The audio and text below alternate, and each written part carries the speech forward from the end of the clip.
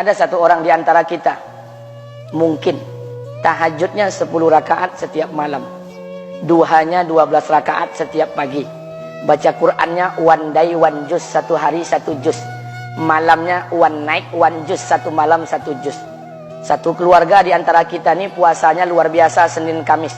Satu keluarga berpuasa Senin Kamis. Tak cukup puasa Senin Kamis, dia puasa Nabi Daud. Sehari puasa, sehari tidak, sehari puasa, sehari tidak. Tak cukup dia puasa Nabi Daud, dia puasa-puasa sunnah lainnya. Istrinya nutup aurat dengan sempurna, pakai nikob, pakai cadar, pakai purda, pakai manset, pakai kos kaki. Suaminya 5 waktu ke masjid tak tertinggal takbiratul ula. Anak-anaknya di pondok pesantren hafiz dan hafizah. Tiap pagi berinfak, tak pernah menggunjing orang. Quran terjaga, aurat terjaga, tahajud terjaga, 5 waktu terjaga, duha terjaga, Quran terjaga, puasa terjaga. Sempurna satu keluarga nih amalnya. Tapi sudah 8 tahun dia tak tengok ayah ibunya. Sudah bertahun-tahun dia tak nyapa kedua orang tuanya. Sudah bertahun-tahun dia tak berhubungan baik dengan ayah ibunya. Sudah berminggu-minggu dia berkelahi dengan ayah ibunya. Sudah berhari-hari dia bermusuhan dengan kedua orang tuanya. Maka anak seperti ini, seluruh amal yang mereka kerjakan tertolak di sisi Allah Subhanahu wa taala, tidak akan diterima Allah. Sebaliknya, kalau ada di antara kita hari ini yang pandai melayani ayah ibunya, tidak ada uang ayah ibu dia kasih uang, tak ada rumah ayah ibu dia buatkan rumah, sakit ayah ibu dia bawa ke rumah sakit, dirawat ayah ibunya dia jaga, kotoran ayah ibunya dia bersihkan pakai tangannya sendiri. Ada di antara kita hari ini yang membersihkan kotoran ayah ibunya lebih dia nikmati daripada makanan yang ia sukai. Begitu luar biasanya dia melayani ayah ibunya. Tapi dia tinggalkan sholat, dia injak-injak perintah Allah, dia tinggalkan perintah Allah dengan mutlak. Maka kebaikan satu orang anak ini kepada ayah ibunya seluruhnya tidak diterima Allah Subhanahu wa taala. Atau jangan-jangan inilah yang menjadi penyebab amal kita tak diterima Allah. Atau jangan-jangan inilah yang menjadi penyebab amal kita tertolak di sisi Allah. Kita sholat juga, kita sujud juga, kita puasa juga, kita ngaji juga, kita dengarkan ceramah juga. Maka oleh karena itu, Pak, Bu, ayah kita tuh tinggal di kampung, ayah ibu tinggal di kampung sana. Terkadang ayah ibu kita tak sekolah, SD, SMP, SMA tak tamat. Dia sekolahkan kita SD, SMP, SMA, S1, S2, S3 dengan harapan hidup kita lebih baik daripada keadaan dia sekarang. Tapi apa yang membuat kita jarang untuk menjenguk mereka? Saya ingin sampaikan buat kita bersama. Ayah ibu kita tak tahu kita ni eselon 1, eselon 2, Pak. Ayah ibu kita tak tahu pangkat PNS kita 3A, 3B, 3C, 3D, 4A, 4B, 4C, 4D. Ayah ibu kita tak tahu kita ni public figure. Ayah ibu kita tak tahu dan tak mau tahu. Yang dia tahu kita ni anaknya. Ayah ibu kita tak tahu kita punya sawit berapa. Ayah ibu kita tak butuh mobil kita. Dia tak butuh rumah kita. Tapi yang dia butuhkan kita. Apa yang membuat kita jarang untuk menjenguk mereka? Tahun 2016 di Masjid Damai Langgeng, saya diundang ceramah di sana. Habis pulang ceramah, saya baca WA SMS. Ada seorang ustadz Pekanbaru kirimkan WA dengan saya.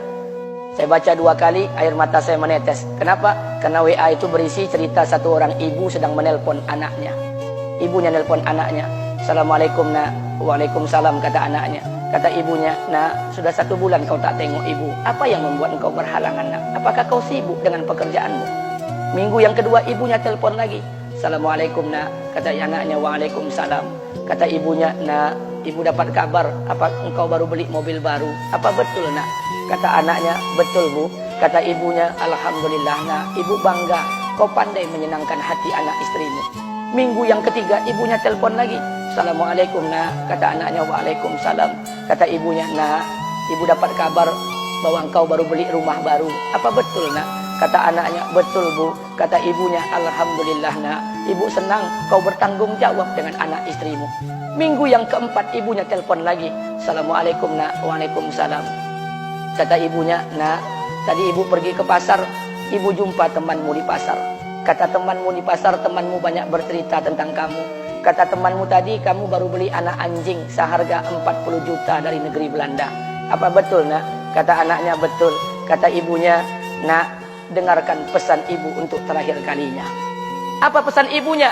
Wahai anakku, engkau pelihara 1 ekor anjing. Kau siapkan harga anjing 40 juta. Kau siapkan rumah untuk anjingmu depan rumahmu. Kau jaga anjingmu pagi, siang, dan sore. Kau mandikan anjingmu pagi, siang, dan sore. Kau kasih makan anjingmu pagi, siang, dan sore. Demi Allah nak, dengarkan pesan ibu untuk terakhir kalinya. Apa kata ibunya? Demi Allah nak, demi Allah. Kalau seandainya Allah menciptakan ibu, kalau seandainya Allah menciptakan ibu untuk yang kedua kali di muka bumi ini nak, demi Allah, ibu tak ingin terlahir sebagai manusia. Ibu ingin lahir sebagai seekor anjing, biar berada depan rumahmu dan melihat wajahmu setiap hari. Ibu kita tak butuh harta kita, Pak. Dia tak butuh uang kita, dia butuh kita. Apa yang membuat kita jarang untuk menjenguk mereka? Pantas hidup kita tidak berkah. Pantas rumah tangga kita tidak sakinah. Karena hubungan dengan ayah ibu kita rusak selama ini. Masih ada kesempatan, masih. Yang jauh telepon, yang dekat kunjungi mereka. Demi Allah, kita butuh keberkahan doa mereka. Yang sudah meninggal, ziarahi kuburnya dan doakan mereka. Imam As-Syafi'i berkata, apa kata Imam As-Syafi'i? Manusia zalim, manusia bodoh, kalian tak tahu apabila ayah dan ibu kalian mengangkat tangan di malam hari, dia berdoa kepada Allah untuk anaknya. Doanya cuma sekali, malamnya cuma sekali, hanya sekali saja doanya.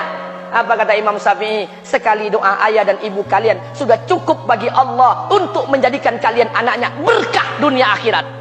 Hari ini berapa banyak doa ayah dan ibu kita, tapi tidak ada keberkahan buat anak mereka. Kenapa? Hati mereka tersakiti. Maka pulang, Pak, cari mak bapak kita. Kita punya rumah hari ini, Bu, kita punya rumah, punya harta, punya uang, punya pekerjaan, punya kekayaan, punya sawit. Kita jadi orang hari ini jadi pegawai, bukan kena sarjana kita, Pak. Kita jadi orang hari ini bukan kena otak kita. Kita jadi orang hari ini bukan kena kepintaran kita. Kita jadi orang hari ini jangan-jangan kena keberkahan doa ayah dan ibu kita yang tak pandai tulis baca di kampung sana.